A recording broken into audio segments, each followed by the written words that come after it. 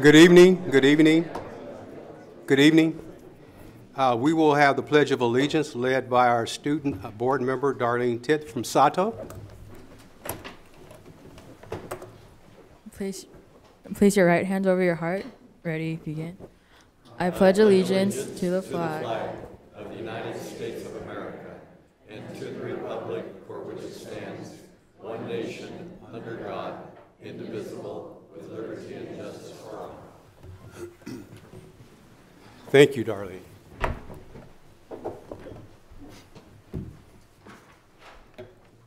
We welcome those who are here for purposes of addressing the board at the proper time and in the order of their request. For those who have not already submitted a request, we have provided forms in the back of the room and also have additional copies here in the front at the Assistant Secretary's position. If you wish to speak during the meeting, please fill out a form indicating your name and the agenda item you wish to address. You may also make a request to give testimony on an item not listed for discussion today. However, full discussion on any items not listed on the agenda will have to be delayed until such time as the item can be publicly posted in advance of the regular agenda item. If you wish to ask questions, please address them to the chair and not to individual members of the board or to the staff. Folks, bear with me. I'm battling a little bit of bronchitis here, so we're going to try to make this meeting as quick as possible. The board has been meeting in closed session regarding matters listed on today's closed session agenda and wishes to report that no reportable actions were taken. We didn't have closed session. Beg your pardon? We didn't have closed session. Oh, should have taken this one out. Skip that last one. Public hearings, there's none. Call for agenda items for separate action. Adoption of the agenda is posted. Move approval. Second. Discussion? All in favor? Aye. Opposed? Abstentions? The motion is approved unanimously. Public hearing, we have none. We already got that one. We are on approval of minutes. Move approval. Second? Discussion? All in favor? Aye. Opposed? Abstentions? The motion is approved unanimously. We are now at communications, and our first order of business is recognition of retiree. And Megan Kerr Megan, would you please? Actually, Mr. Meyer has Oh, Mr. Meyer has it. Okay. John? Thank you very much. It's with great pleasure that I recognize Donna Ruggles. Will you please come forward, Donna?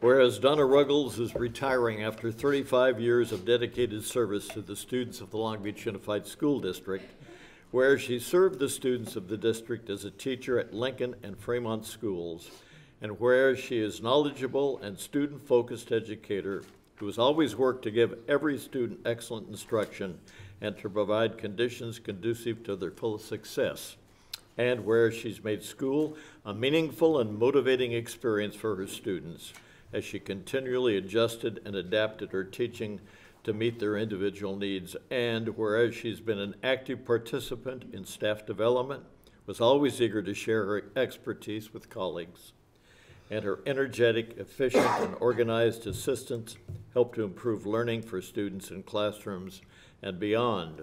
Now, therefore, be it resolved that the Board of Education of the Long Beach Unified School District commends and expresses deep gratitude to Donna Ruggles for her significant and lasting contributions to the education of thousands of students.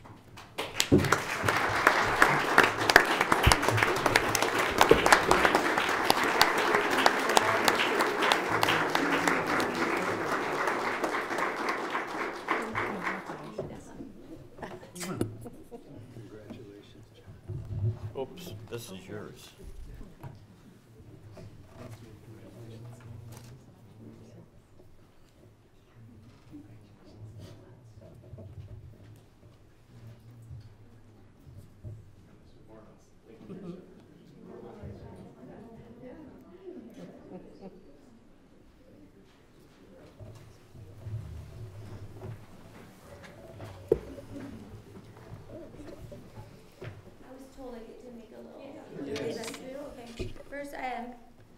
have a little kiss goodbye for everybody.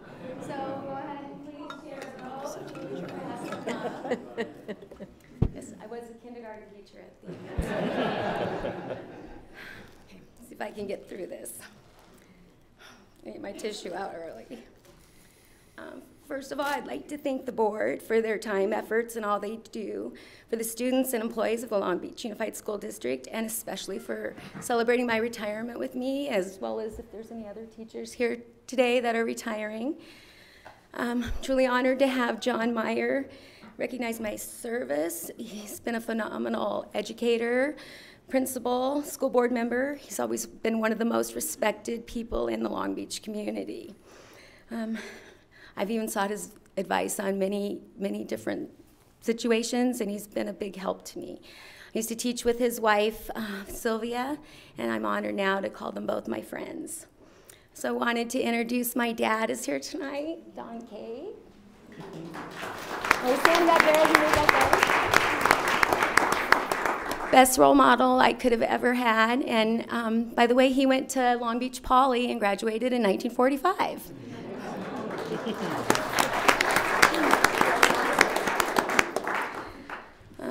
Let's see. I also wanted to introduce Camille Wilson came with me tonight. I taught with her at Lincoln Elementary School when I first started teaching in 1982. Big help to me when I first started. Maggie Hemphill is also here. She teaches at Muir. It's her last year, and she'll be retired. I was lucky enough to be her daughter's kindergarten teacher at Fremont, who is, she's talented, creative, and she's almost 28 now. Maggie's here. And then Lisa Dempsey's also here. I taught her daughter in kindergarten, and now is in 8th grade. And she still would come and help me, even every year after her daughter had even left my classroom. I was very thankful for that. Okay, let's see. Yes, I've taught in the district many years. Before that, I was an aide at Franklin Junior High, and that was back when they had 9th grade with the 7th and 8th graders. I also was an aide at Willard, and I coached badminton at Millikan High School for 6 years. Throughout my career, I worked with 8 different principals. Some were better than others. A great number of inspirational teachers who shared their expertise and made me a better teacher, many indispensable office and support staff, 6 student teachers, a considerable amount of college students, and countless families that I will forever treasure. My daddy always told me to discover something you love to do and find a way to get paid for it. As far back as I can remember, I knew I wanted to be a teacher. I had no idea my pay would be so priceless. I could go on and on about the intrinsic rewards I've been blessed with, but just to name a few. How many people have a profession where they get paid in hugs, smiles, laughs, and sincere love every day? The appreciation of parents always warms my heart. They have no idea how grateful I am that they have shared and entrusted their children with me. I've been given the opportunity to make kids excited about learning and school fun. I've been able to nurture little ones from barely talking to a place where they are confident in presenting in front of the class. On the other hand, I've helped some outgoing students learn a little bit of self-control, and a big part of that was for my personal sanity.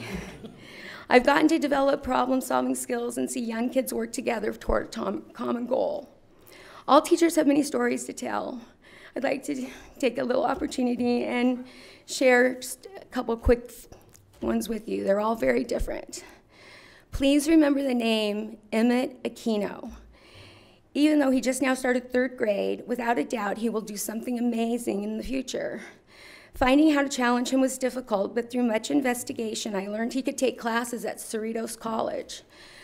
I'm thankful that our 3rd grade gifted teacher welcomed him to her STEM lessons then. We didn't have the A, it's now STEAM, for the engineering lessons. Emmett would return and enthusiastically tell us about his experiences. He did independent studies and was willing to do research on any topic. Honestly, he began kindergarten knowing more about many different subjects than I did and asked me questions I didn't have the answers to.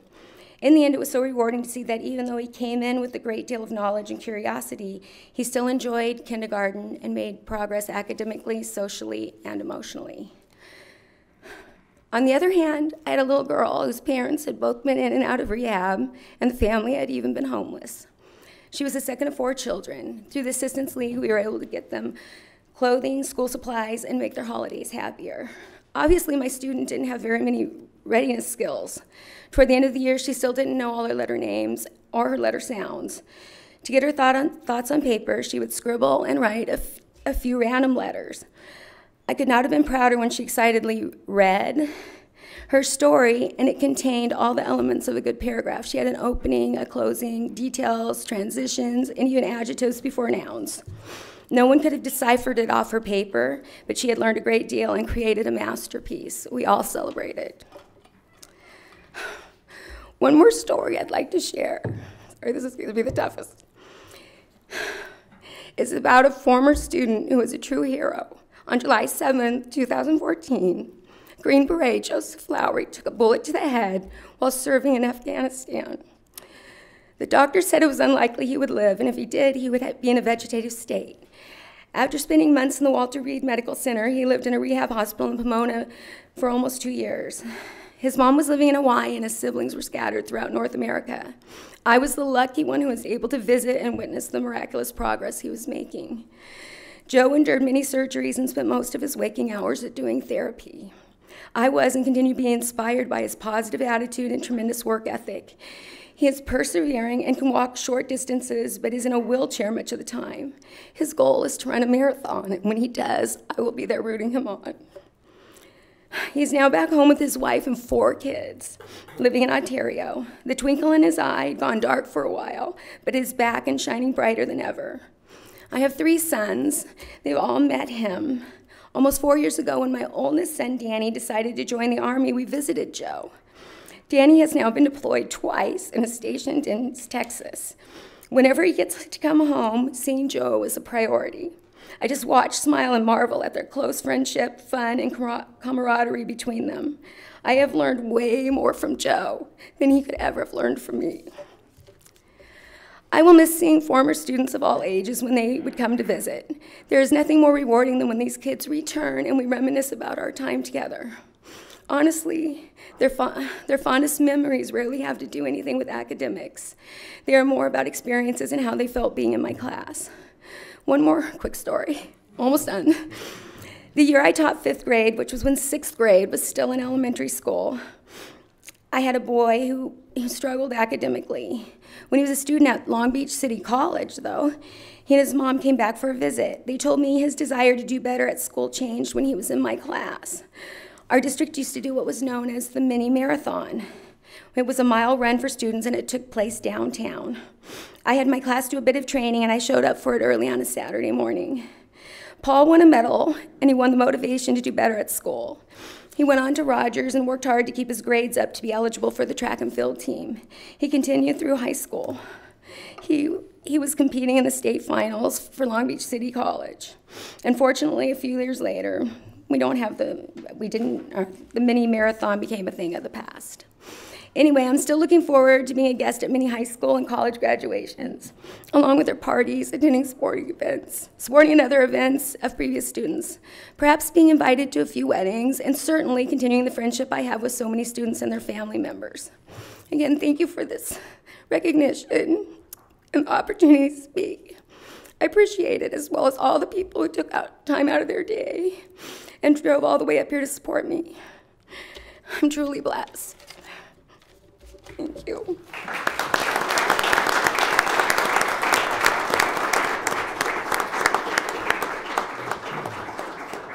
Thanks to our retiree. And for our retiree, we just want to say thank you for your wonderful years of service and all your contributions to our students at Long Beach Unified School District. If you want to take this opportunity now to go out and celebrate with your friends and family, or you can stay with us for a board meeting. That's your choice. I think we're going to go All right. That's great. Thank you so much. All right. Okay. We are now at our presentation, Long Beach Yokkaichi Sister City Association I'd like to call up Jeanette Shalin.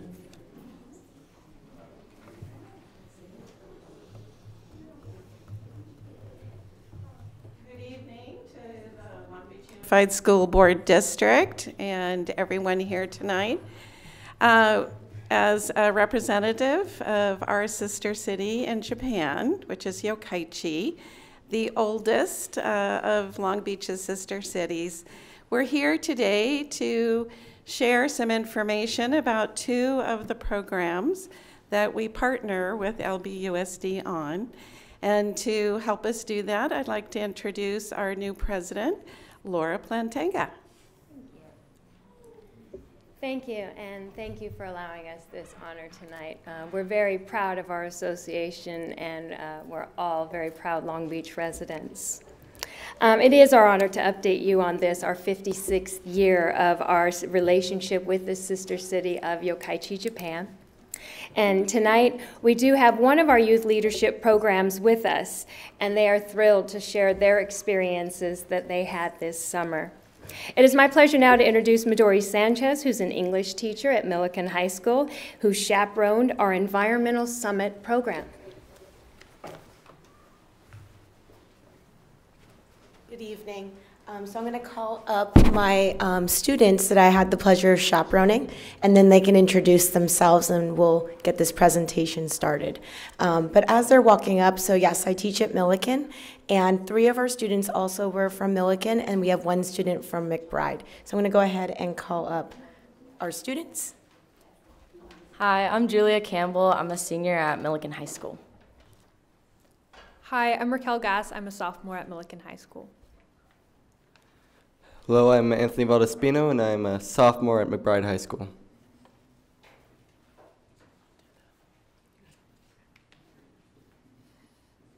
So a big part of the Environmental Summit was not only going to Japan and learning how they've been environmentally monumental, but bringing back that knowledge and applying it to our own community.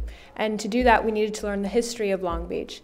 And we learned that it used to be a very polluted city, among other things. However, now environmentally, we have changed and improved and become a cleaner city and a cleaner community. But there's always room for improvement. And so through programs like ours, we can bring more awareness to the issues that are affecting us, not only locally, but globally, and lead Long Beach to a happier community and happier residents. When we went to Yokkaichi City, ways in which they're trying to have a healthier environment was first, how to dispose of garbage. In America, we have the trash and we have recycle, but over there we noticed that they had a wide variety of them. They had bins for paper, they had bins for cardboard, cans, and this we realized was a good way of them to realize of how to dispose of things in the right way, so things wouldn't be going into undesignated areas. And also their education system is also enforcing the use of learning about the environment as well, specifically the practices such as food loss reduction, where they would only buy a certain amount of what they need, so they wouldn't be producing more household garbage, which has become a big factor in the garbage problem within our world. And so we see that their idea of reducing being more important than recycling is also important in the sense of making sure that we don't produce as much garbage rather than recycling and having it come around to us. So the whole point of the program that we went to in Yokkaichi was to learn about a recycling society. And through the different lectures that we learned there and the different places that we went to, it was all based around a recycling society and how we can bring it back to Long Beach and be the future that Yokkaichi has already had established in their city. Also, this was an amazing experience that we've all were a part of, and it was really amazing to build a connection through similar interests in the environment and build international friendships with people from China and people from Japan.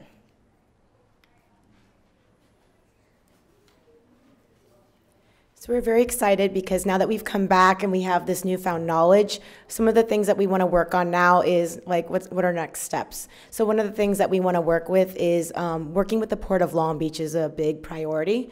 We also want to integrate studies from the LBJCC, the Long Beach Japanese Cultural Center. I think it would be incredible for them to get a little bit more background too before they even leave.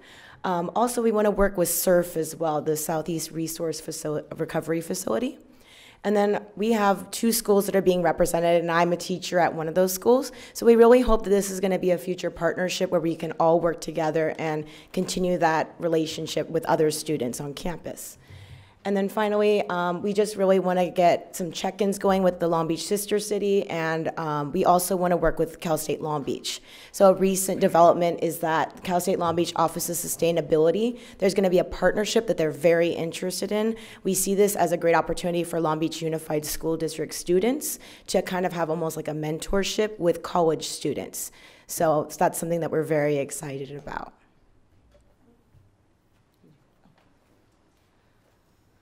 We wanted to tell you too that we have some gifts, or omiyage they would say, that we wanted to give to the board members as well.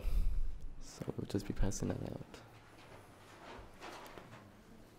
out. Is that Professor Lily House Peters that you're working with at Cal State Long Beach? Jeanette can speak that. She's actually at Cal State Long Beach. Okay. Yes, yes. How much was it?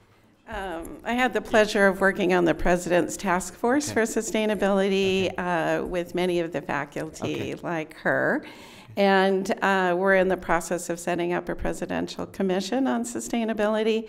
And over the last 10 years, I've partnered with the Office of Sustainability to produce the largest sustainability event in the city, and it's held at the Japanese Garden. So thank you for your time and attention on this program. And then I'd like to invite Laura to come back up and just share a few pieces of information about our other program, which is the TRIO Cultural Exchange. Thank you, Jeanette.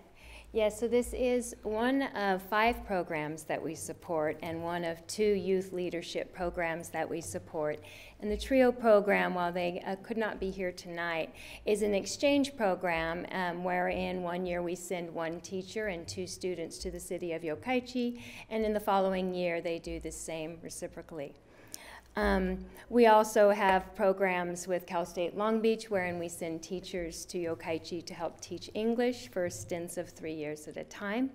We have a doctor program where the doctors of Yokkaichi come to Memorial Hospital, and we have a nurses program where those nurses come to Cal State Long Beach to the international school there to learn medical English. As an educator myself, I'd like to thank all of you for your support. I think we all know as educators the importance of global relationships and the impact that has on the students who participate. We thank you also for your continued support of this program.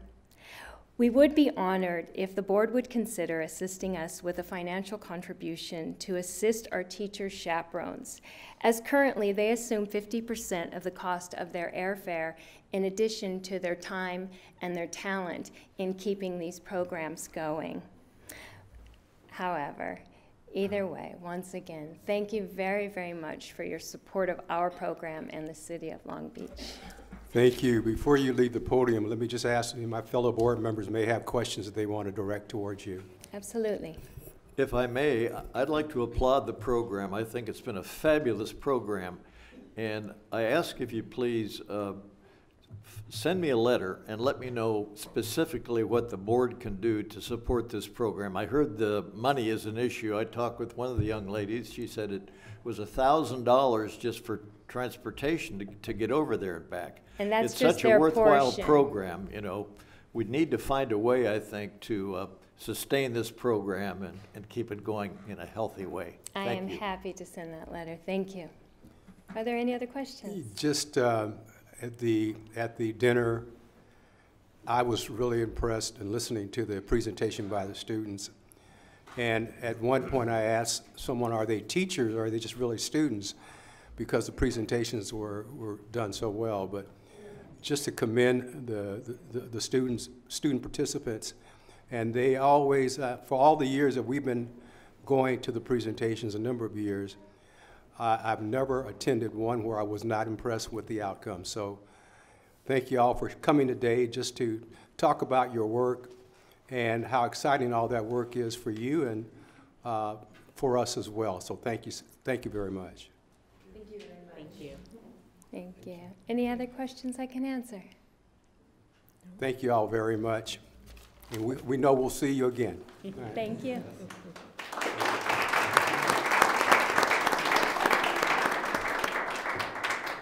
We have a presentation on National Voter Registration Day. Our speaker is Monique de la Garza.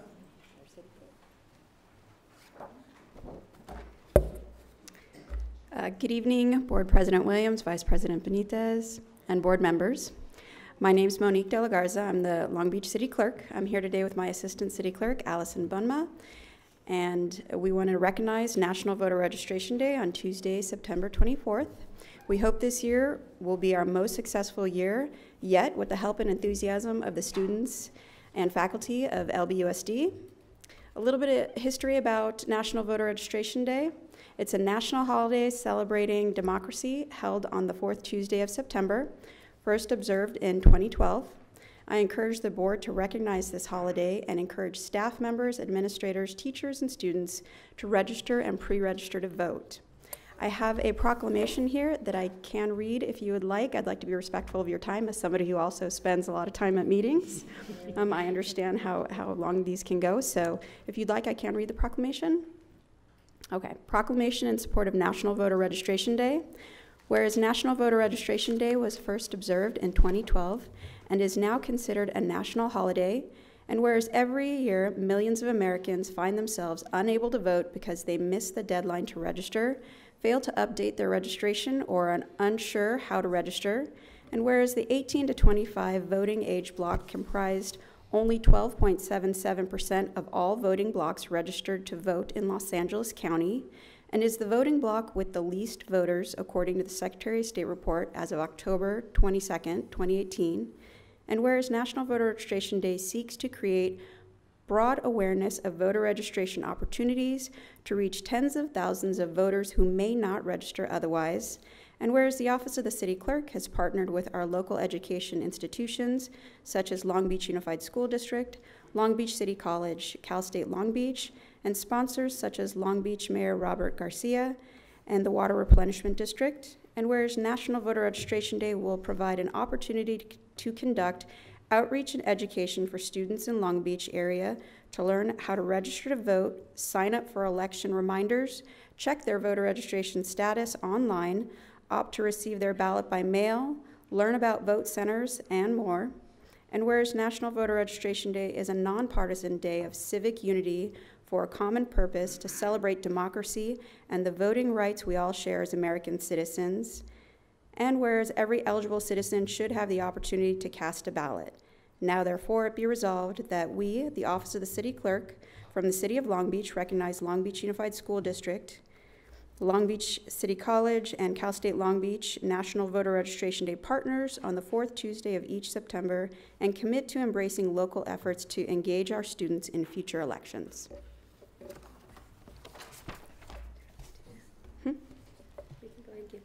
Oh yeah, I want to present the proclamation. And lastly, I'd like to remind the community that you can register or pre-register to vote online at registertovote.ca.gov, and be sure to follow us on Tuesday, National Voter Registration Day, to see what's going on at all the local high schools. Hopefully we'll get a lot of good pictures with the mascots and with the students and get really engaged on that day and get a lot of people to register and pre-register. Thank you. If you have any questions, we're here to answer them. Thank you so much for that presentation. We do have some questions. Excellent. I think I do have one. You clarified it. We are still accommodating voter registration on our high school campuses? Yes. Very good. Thank you. Yes, and we will be hopefully registering and pre-registering now that the law has changed that 16-year-olds can pre-register so that when they turn 18, they have the information and are ready to start voting. Thank you very much. Mm-hmm. Yes, and I'm also checking out the city clerk's website right now. Related to Mr. Meyer's question, so can you talk a little bit more about what we are doing right now in partnership with the city clerk's office as a district and what we could be doing more of potentially? Well, we've got a great support from the majority of the high schools in Long Beach. So the student body is actually embracing National Voter Registration Day, and they're going to be holding registration drives on campus. Tuesday is a half day, so some of the campuses are having events, pep rallies in their quads, and so a lot of the sporting teams and the student bodies are, again, having the voter registration drives. We're going to be working at Cabrillo High School on Wednesday, actually, to go out and talk to different classrooms. And it is after National Voter Registration Day, but it's part of the same outreach program. So we'll be at that school. But I think almost every almost every high school in Long Beach is participating. We've given them packets of registration cards, posters, media kits, so that they can start posting on social media and really start educating and outreaching to their students. You know, social media is the new wave, so we've engaged them and empowered them by giving them a media kit. Mr. Superintendent, how do we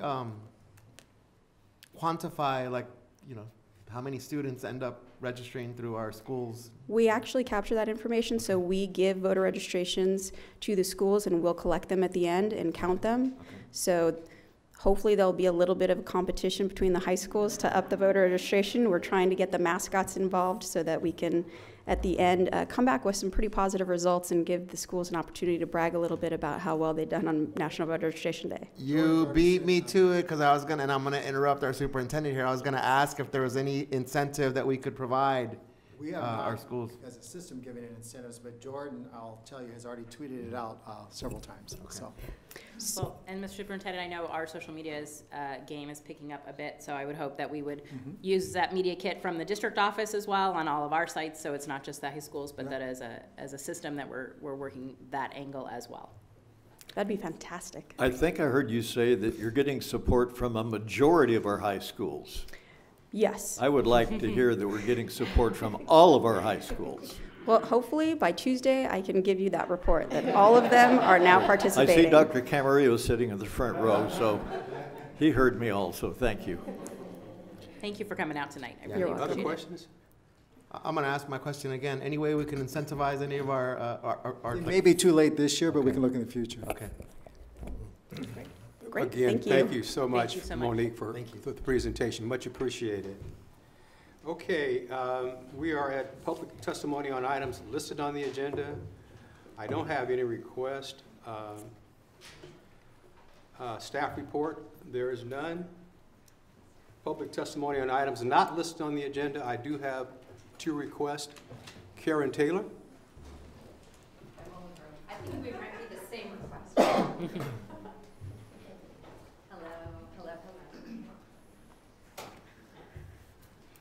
Are we here? We're okay. here. Hello and thank you. I am Holland Brown. And I'm Karen Taylor. Kathy Procopio. And we are here to introduce ourselves officially to you as Ground Education. But I want to start by saying we are super proud to be LBUSD.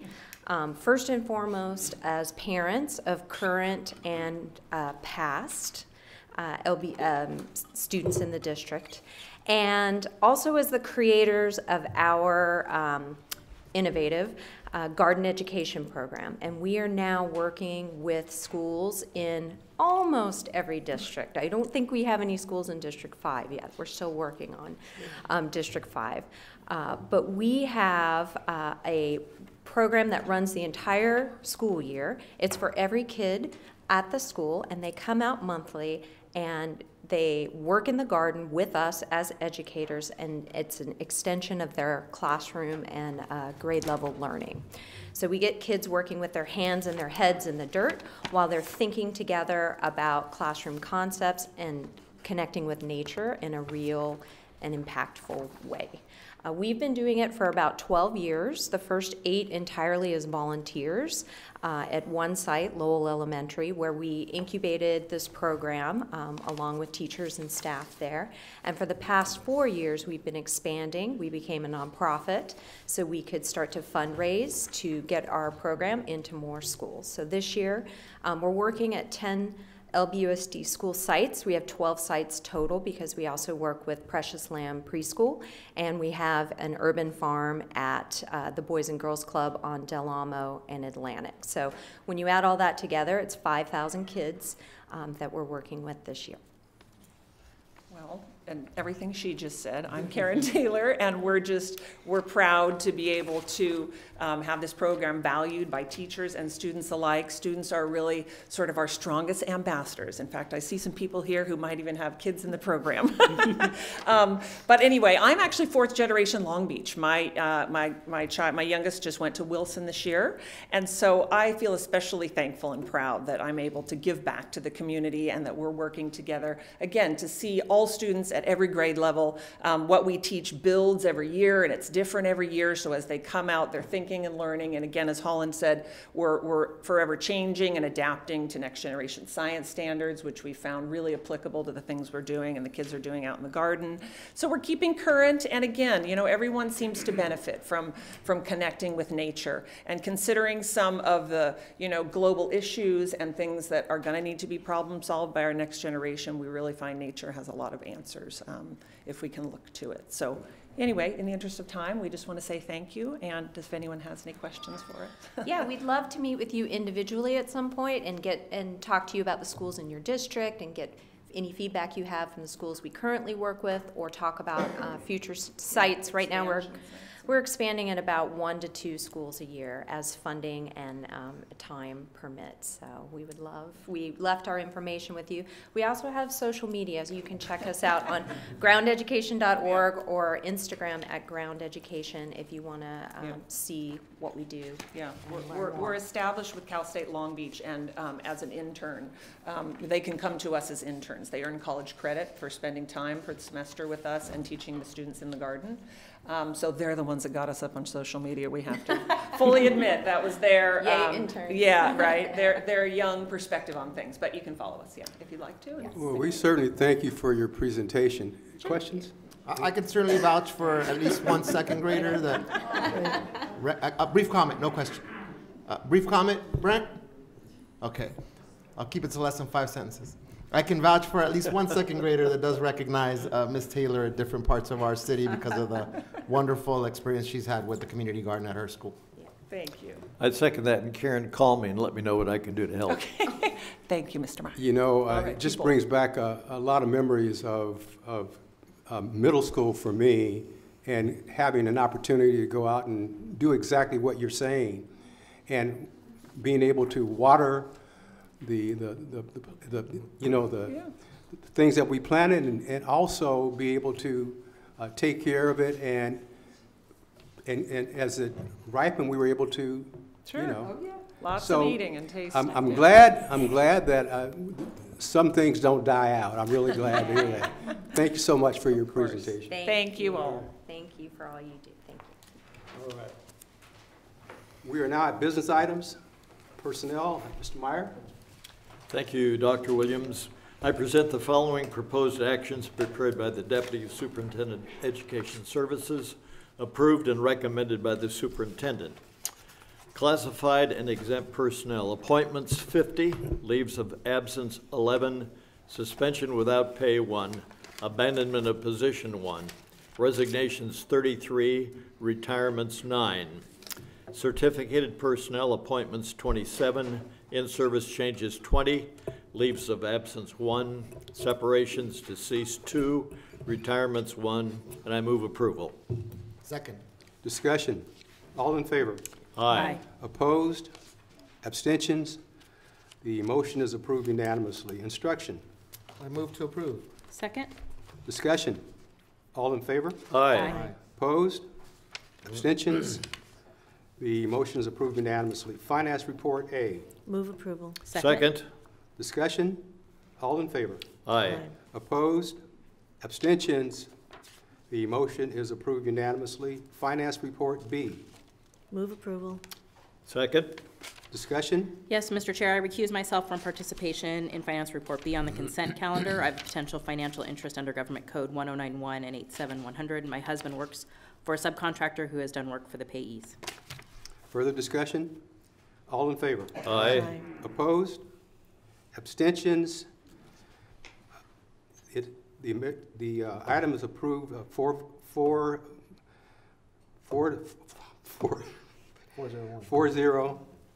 1 abstention. Business Department report. Move approval? Second. Discussion. All in favor? Aye. Opposed? Abstentions? The report is approved unanimously. Purchasing and contract report A. Move approval. Second. Discussion. All in favor? Aye. Opposed? Abstentions? Approved unanimously. Purchasing and contract report B. Move approval. Second. Discussion. Yes, Mr. President, I recuse myself from participation in purchasing contract report B on the consent calendar. I have a potential financial interest under Government Code 1091 and 87100. My husband works for a subcontractor who's done work for the payees. Further discussion? All in favor? Aye. Opposed? Abstentions? The item is approved 4 votes and 1 abstention. Unfinished business, there is none. New business, initial successor bargaining proposals from the Teachers Association of Long Beach, K-12 and CDC Head Start to the Long Beach Unified School District. It's an information item. Initial bargaining proposals from the Long Beach Unified School District to the Teachers Association of Long Beach, K-12 and CDC Head Start, and that is also an information item. Resolution 091819-A, ordering a government board member primary election, setting forth the specifications of the election order, and requesting consolidation of such elections with the primary nominating municipal elections to be held on March 3rd, 2020 in the city of Long Beach. And could I have Brent come up and just add a little background to that? Sure, Mr. President, members of the board. This is a resolution which you would typically adopt at this time of the year, asking that the city's elections and that the district's elections be consolidated. The change from this year to prior years is that this year you're asking the city then to ask the county to then run the elections and to consolidate those. And this is a procedure that we've worked out with Charlie Parkin's office. Questions? Yes, and we had this conversation before. I think it would be important for us to put an agenda item on a future board meeting regarding our own board reorg and terms of, and how our terms in our current board positions get resolved, given that indeed, you know, we went up those endless staircases a couple times. Yeah, and we're working on some of those issues right now with the city, with Charlie Parkin's office. We're doing additional research, so that will definitely need to come before you in a future date. Okay. You get a motion? I move approval on this item. Second. Further discussion? If I may, Brent, the election will take place in March. Yes, sir. The primary. The runoff in November.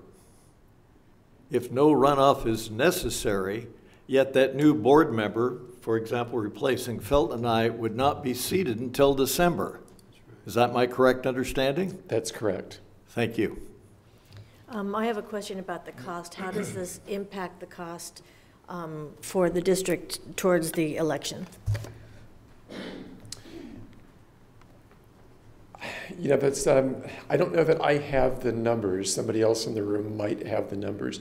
By consolidating those elections, we do achieve some, you know, some additional economic efficiencies. I don't know whether or not it's going to be more expensive through the county than it was in the past through the city. We are anticipating it to cost more than the cities.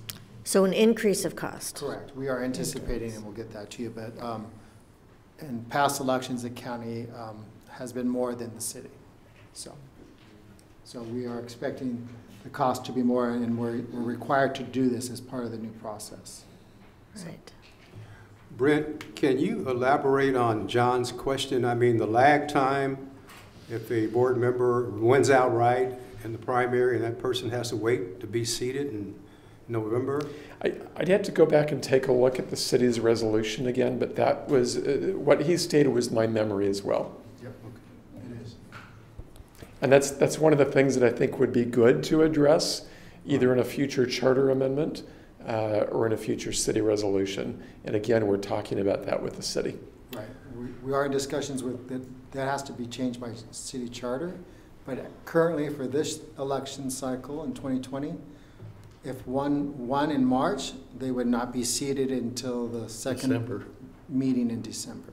And Long Beach City College is in the same position? No, Long Beach City is totally different. They totally have a different system. Is that right? Correct. They used to be on the same cycle. But it was been changed years ago.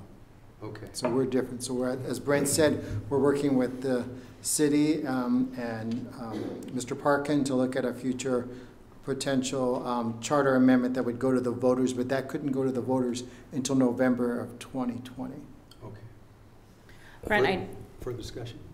I know that I was somewhere with some other council members from a different city over the weekend, and they had a conversation about potentially, the city was in conversation with the county about moving the local piece to the front of the ballot so that the local city elections, school board elections, college elections came before the national elections so that we weren't on page 39 That's correct. of the ballot. So is that something that's in discussion? That is in discussion. In fact, my understanding, I think you might have more information, it's done. Yeah, LA County, is the only county. The advantage to that is that it reduces the voter fatigue. Correct. You know, people are showing up to vote perhaps for the president. By the time they get to the end, they're just checking off or they're doing nothing. So I love that change. So local issues including city issues, council members issues, and school board and community college would come first, followed by national issues after. Correct. So starting in March, you'll see that change, and then you'll see it in the general election in November. Great, thank you.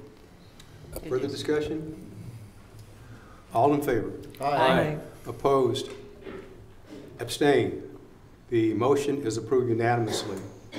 Resolution 091819-B, appointing members of the Asset Management Advisory Committee and identifying properties for the committee's consideration. Bring up Alan Rising.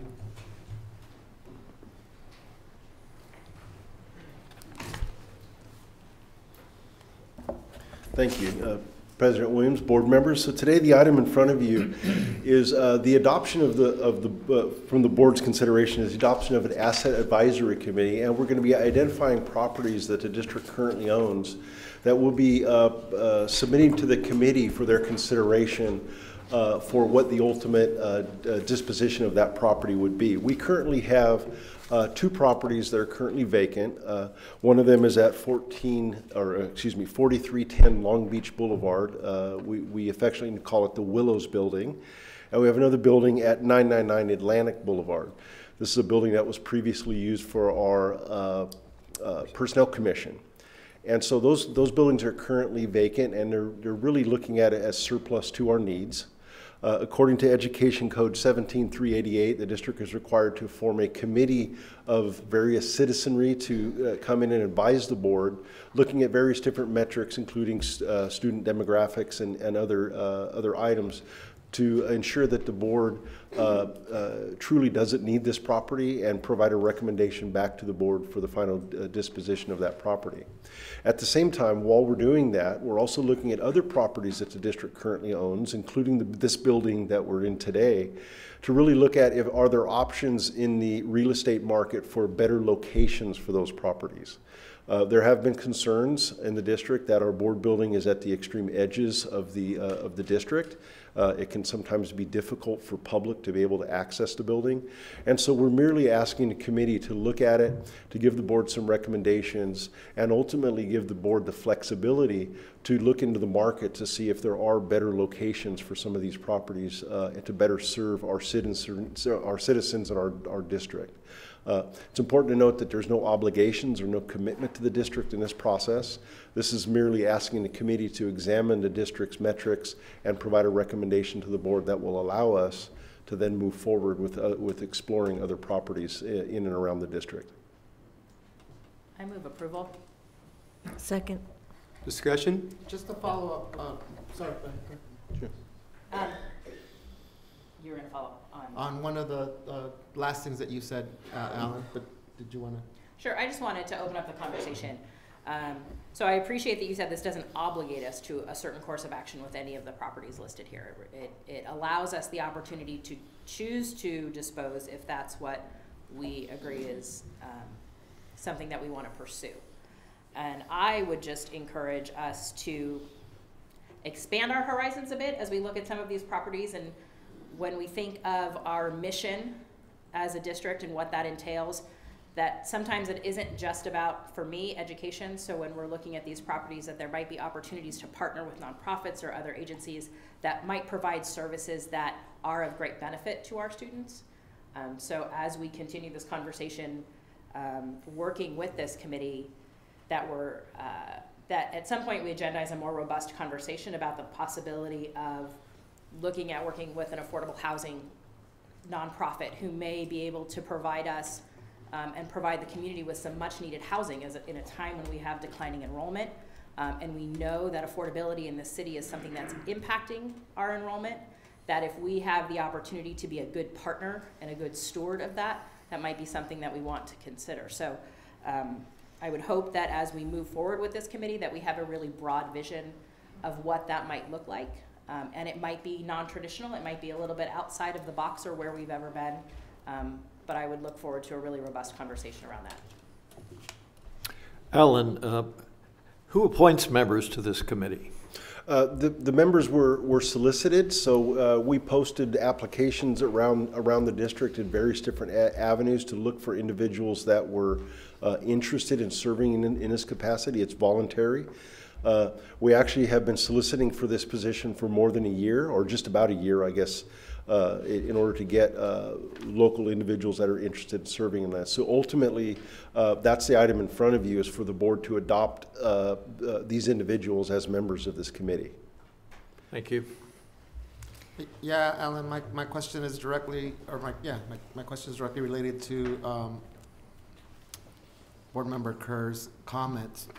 Is the purview of this committee just to consider these pre-identified properties and potential scenarios on what to do with them, or are the only scenarios here to sell and or relocate for the properties that are identified? So the purview of the committee will only be the properties that the board assigns to the committee to examine. It is within the board's purview to come back and add properties to that if that's what you wish. But currently, according to this resolution, these properties are being put under the purview of the committee, asking them to come back with a recommendation on what would be the best and final use of that property. The board can adopt that recommendation or not, and the board does have some purview from there to decide what the final outcome would be. Okay. Still not clear, Alan. So clear on these are the properties that they're considering? Yes. Not clear on, are they only considering sell or relocation for these properties? No, they are not. Okay. They have the ability to consider various different scenarios back to the board. Yes. Okay. Sell and or not sell is not the only option they have. Okay, excellent. Further discussion? I would just like clarification on two of the properties, the one on Atlantic and the one on Long Beach Boulevard. These are properties that are not currently used as school campuses, and they wouldn't be, they would not be available to be used as school campuses. Yes, thank you. Both of these properties would not be eligible, would not be legal to be used as a school facility. They were not built according to the state building codes. These are both business buildings that we've been able to acquire over the years and use for other support services. So even if the board were to decide to use these in other purposes, one, it could not be a school without a significant investment in a rebuilding program to bring them up to the current building code. Thank you. Additional discussion? All in favor? Aye. Aye. Opposed? Abstained? The motion is approved unanimously. Thank you. We are now at report of board members, starting with our student board member, Darlene. Good evening, everyone. My name is Darlene Tith, and I'm a current senior at Sato Academy of Math and Science and the ASB Student Council President for the 2020 school year. I'm excited to be here this evening to share with you the many great things about Sato. Back in June, we've concluded our 2018-2019 school year on a high note. The class of 2019, Sato's first graduating class, had 24 students commit to attend the College of Engineering at CSULB, and 35 students total attending CSULB in various majors. From private schools to public schools, the class of 2019 did not leave without a plan and left underclassmen with an inspiration to achieve great things. This August, we'd entered our 5th year with a brand new science building, a new class of ambitious students, and some pretty great news. Our current seniors started this year with high SBAC growth and achievement for both ELA and math at the top of all high schools in the district. This was a great way to start off the year, as this was our second time achieving this in the 2 years that we've taken the SBAC. We are excited to see what is in store for us and are just getting started. Last year's construction has also come to a close, and we are finally moved into our latest campus addition. The new science building holds 16 new classrooms with state-of-the-art audio-visual technology, including surround sound and microphone capabilities, and not to mention air conditioning. Those on campus are ecstatic to utilize the new classrooms and expand upon our biomedical and engineering pathways. Engineering students now have the space to work on various projects and explore the field in our new manufacturing and design labs. Biomedical students are ecstatic to work in the new laboratory space for experiments and various projects. The students and staff have enjoyed working in the new buildings and have adapted to our improved campus. The new building provides us with an enriching environment to inspire the next generation of engineers and health professionals. As a senior this year, I've been able to witness the progression of our school over the years, and it's been really fun to watch how our school culture has slowly come together and with every new class. As of now, our school culture has started to really take shape.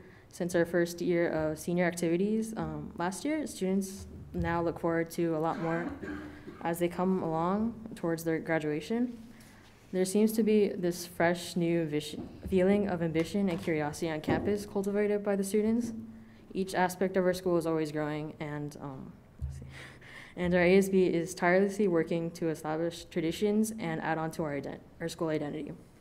This year, we plan on starting more events in the hope of becoming traditions and encouraging our clubs to grow and expand and work with more students.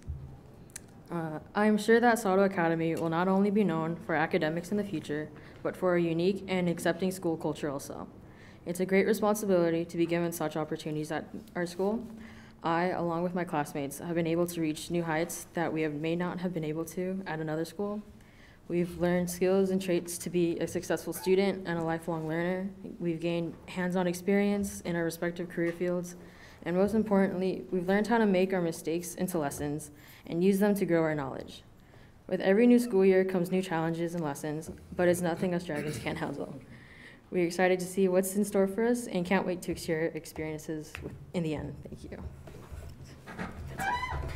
Darlene, thank you for that very excellent presentation. But we have a few questions that we want to ask beyond that. And what are your plans, if you can share with us, for college and major and all that good stuff? For college, I hope to be going to UCSD and hopefully studying biology in a pre-med track. Yeah. Okay. And I don't ever recall a graduation ceremony where all 5 board members were there representing Long Beach Unified School District. It was very special. And be part of the first graduating class, it was extra special. So I know you folks have a lot to be proud of there. Thank you so very much. Thank you. Very much. Ms. Kerr. Yes. Does your friend have a name there next to you? Oh, this is Dragon Cito. He's my AP government teacher's class pet. So we get to take him on stage and shows and stuff. So you should take a picture. It's like the little Flat Stanley guy. So take a picture and make sure everybody knows he was here. Thank you, Dr. Williams. I just want to thank the teachers and staff and the families for a tremendous back-to-school night at many of our elementary schools last night. I know lots of folks attended because parking at some of our schools was a little tight. So but I saw happy parents and kids playing on the playground, and teachers really engaged with families last night. So thank you to those schools, McKinley and Hart especially, that I got to visit and spend some time with, Longfellow as well. So thank you to everyone who worked so hard to make our families feel welcome in these first couple of weeks of school. I think that's it for me. Thank you so much. Dr. Benitez, before you start, you know, something we don't normally do with our student board members, but is it possible that we can get a group photo with her as part of this? Okay. Dr. Benitez. Absolutely. Very similar to Board Member Kerr's comments. I think one of my favorite things has been to be able to observe our parents and families and students engaging with our teachers and staff during back-to-school nights. So cool, in fact, that I think it would be much cooler to have a school board meeting in our neighborhood schools. For the same reasons that Alan actually highlighted the consideration of relocating our offices here, and provide us an opportunity to be in the communities where our teachers and staff and students and parents are engaging.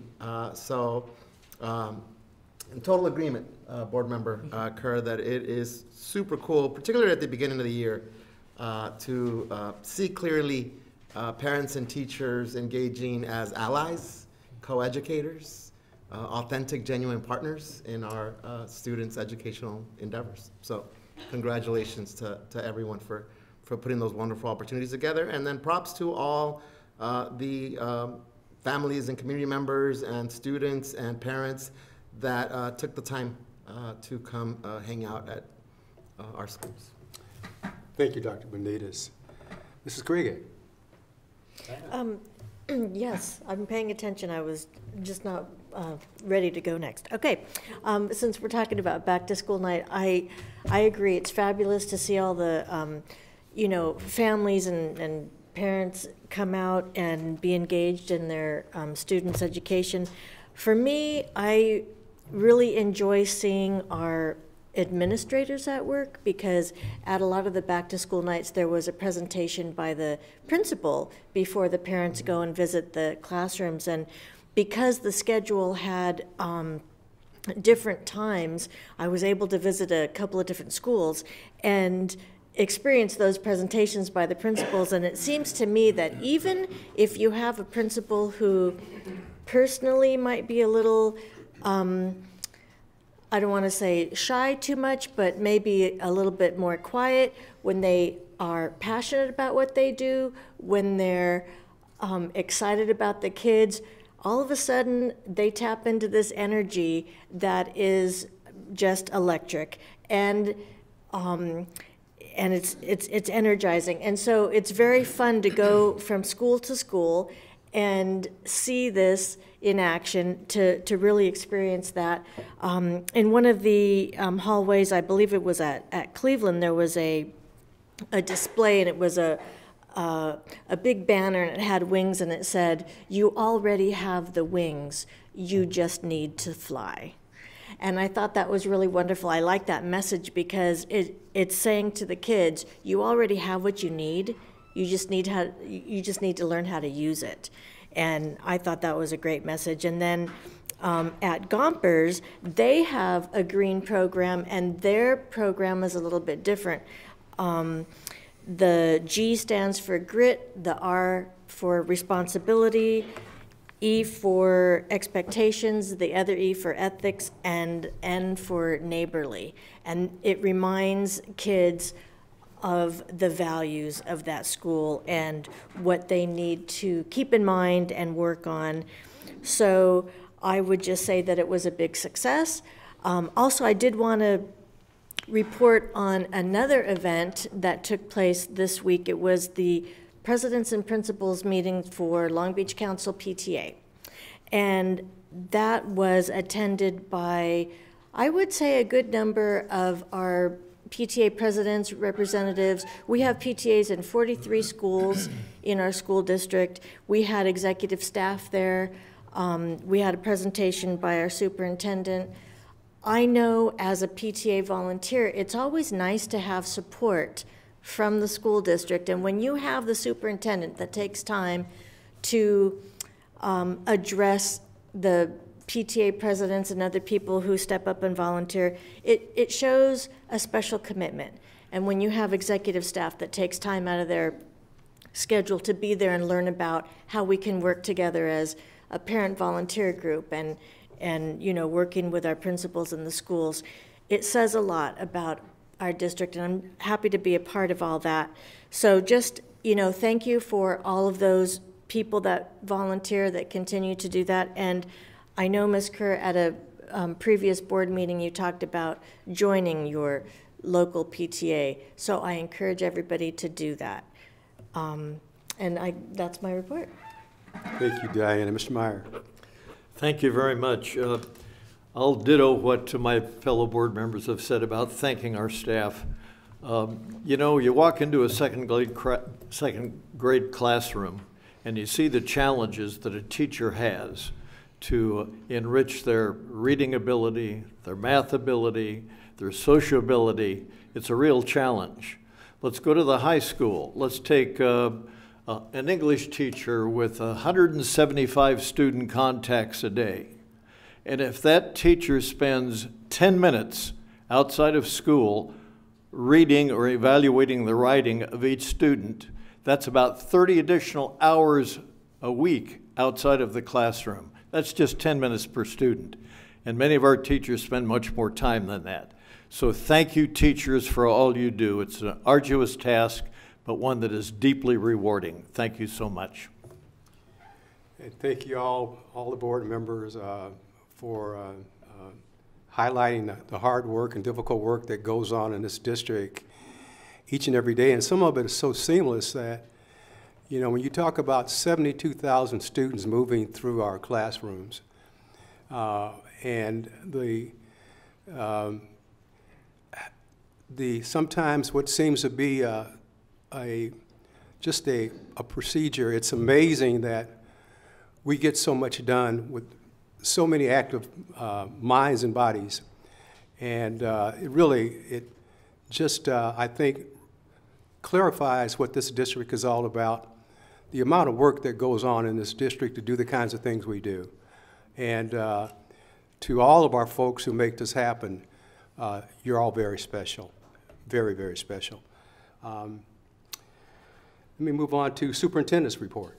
Just quickly, I'd like to share with Darlene, I had the opportunity to see Mrs. Saddle's daughter in August, and she made a special book that she presented to the principal, and she gave one to me. And her mother is 98 years old, and she is so proud of what you folks have done at the school. She wanted us to let you know that. So she had her picture taken. She actually went out to the marquee and had her picture taken by the marquee. And for those who know Mrs. Sato, she's a wonderful person who believed in our young people and still does. And so she's your #1 cheerleader up in Bixby Knolls. Thank you, Chris. We are now at announcements. I have two. Okay. First and foremost, I want to give a shout out to Mike Artabascio and Tyler Hendrickson for fresh off the press, the history of Long Beach Poly, Scholars and Champions.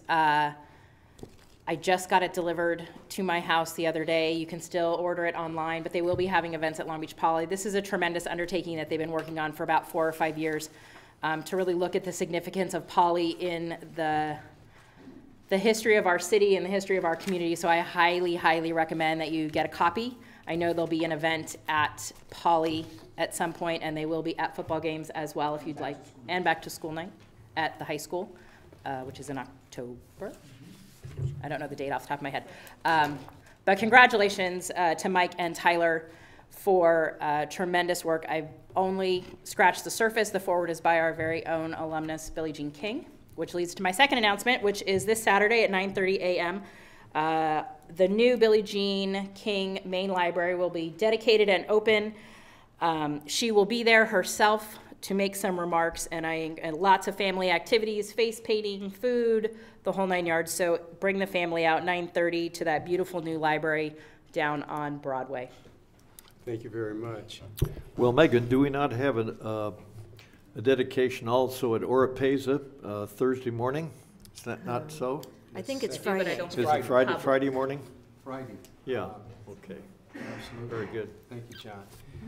Very quickly, just in, the Children's Clinic is having their beach walk. Is that a beach walk? Yes. On Saturday, September 28th at Shoreline Aquatic Park in Long Beach. And folks need to know how much the Children's Clinic contributes to this district in terms of their facilities on our campuses, providing health services for our students. And when you bring it all together, the fact that our kids are able to get the health services they need means that we're able to put these kids in the classroom. So it's very important that we continue to support the Children's Clinic and the work that they do for our district. I also understand that they're having a fundraiser on Sunday, October 13th at MOLA. Please tell Dr. Nicholas that I did my part. Okay. Dr. Williams, just to add on the beach walk, so the Celebrando Families, Celebrating Families Festival is immediately following the beach walk. Thank you very much for that. At the Shoreline Aquatic Park. Thank you very much for that. Any other announcements? Then I want to close this meeting in memory of Matthew Jenkins, and just let me say a few words about Matt. Matt passed away last week after a bit of an illness, but he has done so much in this city and beyond. I can recall his work up at Claremont Graduate University, where he served on their board of governors and made substantial financial contributions to that college for the benefit of students who were unable to pay. Similarly, he did the same thing at Cal State University, Long Beach, over a number of years, and more recently with the Math Collaborative, along with his wife, Roberta Jenkins. Matt began his career as a veterinarian,